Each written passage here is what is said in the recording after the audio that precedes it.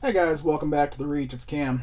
I was just, I was actually doing some pressing, and I came up with something that I've stumbled into, and I've never seen a video about it, and I thought I would shoot one out. As you can see down here, I've got this Marvel Team Ups 141. It's the second appearance of the black suit, which is in not fantastic condition. But it is a Mark Jewelers variant, which is what I collect. So, or one of the things I collect. Sorry. Anyway, so I thought I'd give a few tips. If you just kind of getting into pressing and cleaning, that's kind of what this is. There's a few things. One thing in particular, I wanted to shoot this video, so it's going to be quick. But I just wanted to make sure if you've ever tried that it's something you're aware of. So, obviously, if you're unfamiliar, the Mark Jeweler variants have this insert in the middle. So right dead center, you have this. There's varying types too. Some of them look different. There's even an older one. I said like Diamond Exchange or something like that is what they were called. But it's pretty much the same thing. It's just a jewelry advertisement that was put in the middle of comics from the 70s on into maybe the early 90s. They usually range. I think I've seen somewhere between 5 and 8%, which would put them somewhere, like what, a 1 in 10, maybe a little bit rarer than that if you're looking for something. So that's kind of the rarity of them. Obviously, it's a newsstand. They were always sold around military bases, is what we've always heard. So a lot of times you're going to get one that's probably going to be in rougher shape just because it obviously has been out in the wild. Anyway, so I just follow the standard procedure. The staple obviously is in the middle of the book here. So here's your staples. Obviously, if you ever put the card stock in there, just like anybody else, I don't want to turn this into a long pressing and cleaning video, but always just kind of bump it up against, but don't run over the top of the staples if you can, because you'll end up you can press the staples into it. I've done a million pressings, and I've never actually done that. So, but I'm always pretty cautious of it. Anyway, as far as the Mark Jeweler goes, there is one big thing you need to pay attention to. And since this was, I'll see if I can turn the page, because okay, let me center this a little bit more. Because this was intended to be a business mail-in thing on the Mark Jeweler, you have right here, move this back. Right here is like, I don't know, the equivalent of like the stamp thing you lick to seal an envelope. So if you leave this in the press and you get it hot, this will stick to whatever you have in there. So what I do is I take a sheet of the cookie cutter, like cellophane, or not cellophane, but wax paper that you put on the outside of the book.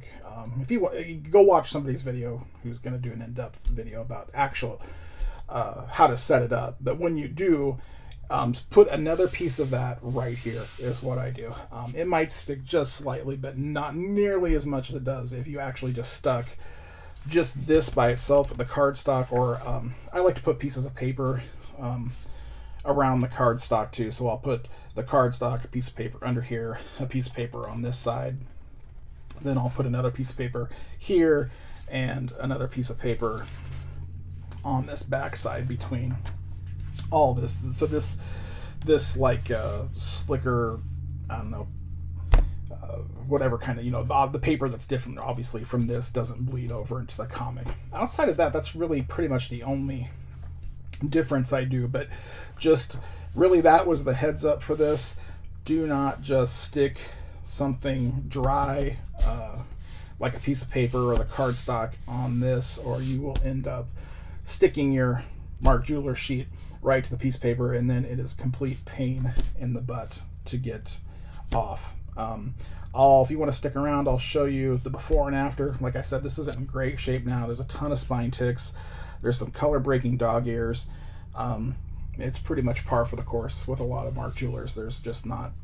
They get banged up. They're out in the wild. They're probably owned by kids of military or the military guys themselves, which means they're packing up and probably moving all the time, and so they just happen to generally be in rougher shape. Anyway, I'd like to raise the temperature. I generally do about 165 When I do normal books, modern books, maybe not that much. For a real modern book, I'll stick to about 160, but for these, I'll go up to about 168, 170 or something. They seem to. The paper quality is just better from this time period. It's able to take the heat a little bit better on anything earlier than, say, 1985. Around that time frame is generally when I start turning it up. They're drier, the paper's better, it seems to be able to take the heat a little bit better. I wouldn't run a modern book probably at that temperature. You're going to start getting probably some issues of where you'll do this after you've taken it out and you'll hear it start kind of cracking. Now generally that doesn't damage it unless you've gotten really insane with the amount of pressure you've put on it, but it's something I try to avoid just because I don't want any actual damage to happen. So another tip, in the late when did those start, in the 90s into the early 2000s, another one that's not ever a case that I've ran into with the Mark Jewelers, but those they were like the scan codes. I wish I had one sitting around here I'd show you, but everybody's seen it. It's like that little chip that you could scan and you could get a digital copy of the book. Always surround those with a couple pieces of paper too, or you'll press that mark right into the pages around the comic, and then that's kind of a pain in the butt to get back out. So anyway, I really just wanted to make that video to make everybody aware that whatever you do when you're pressing your Mark Jewelers, especially at a warmer temperature, always cover this with some kind of like a cookie cutter material, or you'll stick this, which was meant to be licked and folded and sent away for your order, right to the paper, and then you have about twice as much work as you wanted to. Anyway, if you want to stick around, I got a video of the before and after in this if you want to take a peek. So just thought I'd throw that out there, so hopefully somebody doesn't run into the same issue I've done in the past, and save yourself a bunch of problems. So all right, man, thanks.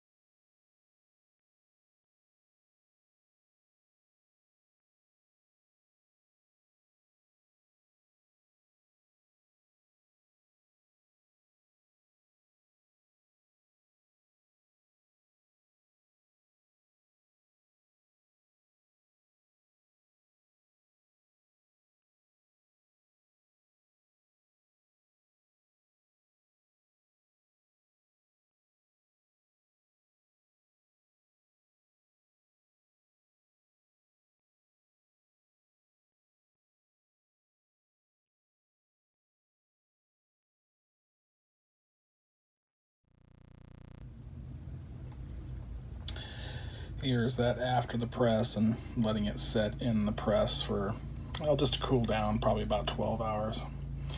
Now see, there's obviously some cosmetic issues you're not going to be able to get, but as far as from the previous one, a lot of those nicks and bends and whatnot have been, obviously these color breaks aren't going anywhere, but a lot of just the surface damage